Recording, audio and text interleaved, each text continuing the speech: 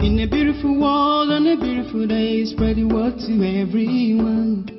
The words of peace, the words of life, the word for everyone. There are signs in you, there are signs in me, so clear for us to see. It's black and white and it's open wide, clearly written in your mind. Many say and many know, but I know the truth is here to stay. All the way from east to west, the message still remains the same. Now I know I found it, Islam is all I need. Keeping my faith, that's the way to grow. I cannot deny all is done from me. Politically opposed to the subject matter, which says followers and not leaders are the problems of Nigeria. I'm here to tell you authoritatively, without any fear of contradiction, that you are not the problems of Nigeria, but our leaders. By nature and nurture, I do not take delight in name callings, but because of the nature of the subject matter, I am compelled to name names. This is not an attempt to malign anybody's integrity, but to argue vehemently that a tree falls from the top, not from the bottom. I shall demystify the subject matter. I shall demystify the subject matter by compartmentalizing it into four: political leadership, educational leadership, economic leadership, and religious leadership. Educational leadership. I want to tell you authoritatively that bad leadership is traceable to the amalgamation of the northern and southern protectorates in Nigeria in 1914. The white men did this without considering the ethnic differences. They did integrate us but amalgamated us. The men, our leaders, who fought for independence, were too eager to reap the benefits of the independence.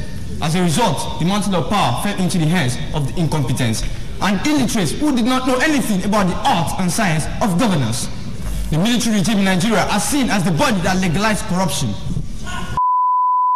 This administration could not account for the Gulf War windfall estimated at $12.4 billion. And also, he annulled the first free and fair election in Nigeria in June 12, 1993. Can we say this were the fault of the followers? Of course, it's the leaders. According to international transparency, is rated the fourth most corrupt leader in the world, alleged to have embezzled $2 to $5 billion. Can you imagine that? Also, in 1999, when civilian government came into power, we thought our problems would be solved, but unfortunately, the reverse was the case. We are superfluously blessed and stupendously endowed with human and natural resources. But unfortunately, 80% of our resources go to less than 1% of the people. There are about 17,500 government officials. According to statistics, Barack Obama earns just 60 million naira in a year, but the Nigeria earns 115 million naira every year. Goes on with 83 million naira every month, but we have to strike to get 18,000 naira minimum wage per month. Can you imagine that? According to ICPC, Nigeria have lost over $300 billion since independence. Can you imagine what that kind of money would have done for us? Is this the fault of the followers or the leaders? Also, according to NNPC, Nigeria makes a revenue of $282 million every day from Niger Delta. Every day, not per month, every day. But the people in Niger Delta remain in poverty. Crises have become the order of the day in Niger Delta, and over 10,000 followers have lost their lives. Is this the fault of the followers or the leaders? Now, academic leadership, unfortunately, decision-making, policy-making in our academies have gone to the hands of the incompetents, people who do not have the intellectual capability to take care of our educational system. As a result of this, people are brought into power because of favoritism, nepotism, ethnicism, and because of religious differences.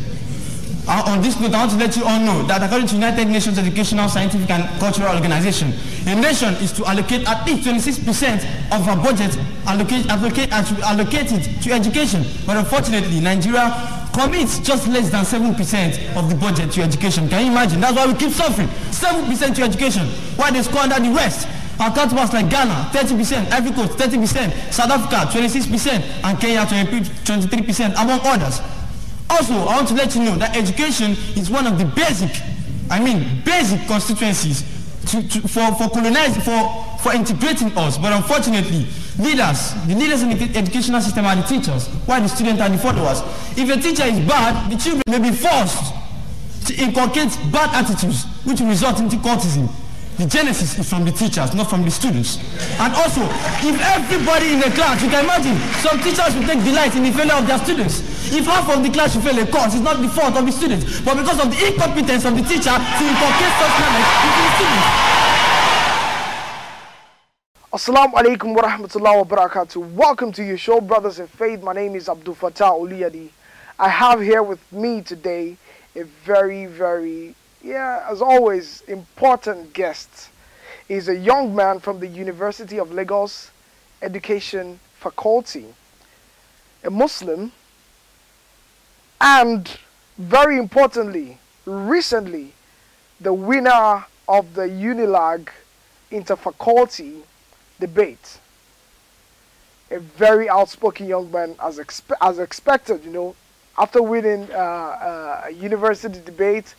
Please join me as I welcome my brother, Kamara Usman. Assalamu alaikum wa rahmatullahi wa barakatuh. Wa alaikum assalam wa rahmatullahi wa barakatuh.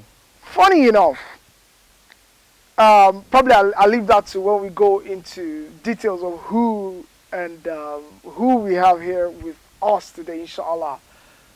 Brother, congratulations once again. Alhamdulillah, thank you very much. That's a great feat you've just been able to pull off. You know, it's fantastic when we have Muslims, young people like you, you know, doing best with what they have basically. And let's go into the show proper. Brother Kamara Usman. From your name, Kamara Usman, it spells something like Kamara. You know, Kamara. What I know of Kamara is Titi Kamara, you know, and he's not a Nigerian, he's Guinean, I guess. Yeah. So, tell us, are you Nigerian, brother? No, I'm not a Nigerian. Are you serious? Yes, sir. Fantastic. Can you please give us a breakdown of your childhood, or, you know, where you were born and all that happened, and why you are here in Nigeria doing great things in Nigeria?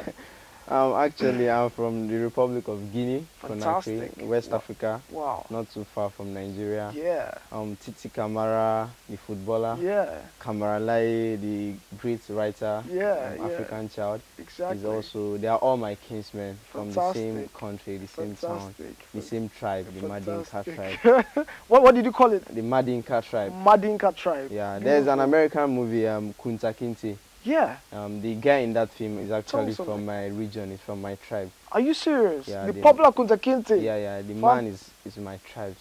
From my tribe. Oh no, is it Kunta Kinte or the man? Is it the character? The man himself, the history about that person. Kunta Kinte. Yeah, he is from my tribe. But Fantastic. then, you know, that region was not, the French had not, you know, regionalized it to Guinea, Gambia, Mali. It was Therefore, long before. the tribe was just there. Just Madinka tribe. So Madinka Beautiful. tribe. So were you born in Guinea or No, Nigeria? basically, I have a very, like, traveling character. Okay, I was actually born in Sierra Leone. Fantastic. Freetown. I was, not Freetown, Sefadu, Blood Diamond. Yeah. The Blood Diamond that happened, actually, I was there. I was born there, a baby. Are you serious? Yeah, my dad used to do You have so much to do with everywhere in Africa, actually. Yeah. So I was born there, but the war started. Yeah. So my mom, dad, and we all left. Yeah. Then that was when we came to Nigeria. We went to Guinea for a while. Then my mom always comes to Nigeria to shop. So I always come with her when I was very, very young. Not up to a year old, actually. Yeah. So I think maybe that is why I have a Lagos birth certificate in Agege. Okay. Because I grew up there. Yeah. My uncle worked in the embassy. Yep. But he doesn't work there anymore. He's a businessman. Okay. In the Guinean embassy, right? Yeah. He's not in Victoria Island here in Nigeria. Yeah. So whenever my mom comes, you know, I go to school here sometimes. My dad always insisted that his son has to go back to Guinea. Yeah. So when we went, I think in 1996, then I lost my dad in 99. Sorry about that. Yeah, no problem. Yeah. So when he died in 1999, my mom decided to bring me to Nigeria to start schooling again. Fantastic. And so here you are. Yeah. Doing great things in Nigeria, representing Nigeria and also representing Guinea, representing your school. Fantastic, beautiful. Yeah. As a child, what did you want to become as a child? Let me ask that question. Okay. Basically, as a child, I've always wanted to be a great man. Beautiful. Like a public figure normally. Exactly. So I didn't know how I would go about it. Yeah. Because right from when I was very young, in my house, they do tell me I will be a lawyer or a mass communicator. Yeah, because from childhood I asked questions a lot. Very good. Mom always said that when I was a child, I always asked her that, Mom, will tomorrow ever come? Will tomorrow ever end? Are you serious? I always asked her to get me shoes and stuff. She always said tomorrow, tomorrow. So there was very small. I asked, when is this tomorrow going to come? Exactly. Will it ever end? So basically, I thought of becoming a great man, but I didn't really have a particular target or vision of what I would become. I just knew that I want to be great. I want to be great. You wanted to do something special. Yeah, special. Something special. That's just it. Wow, and here you are in the University of Lagos.